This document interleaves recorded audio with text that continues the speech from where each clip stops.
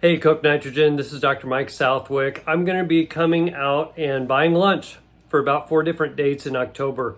We're going to start some wellness workshop series, and the first one is about stress.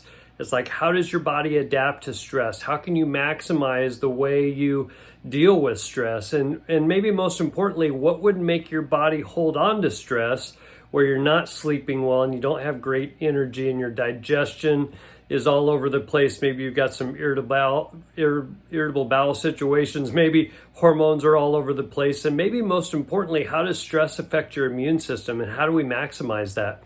We're going to talk for maybe 20, 30 minutes. I'm going to hang around for some specific questions afterwards. And we look forward to doing this, and it's a great time to learn. You know, one of the things that I want you to leave with is how to get your body dumping stress so you can be at your best for not only yourself, but your family and your company. We look forward to seeing you soon. Thank you.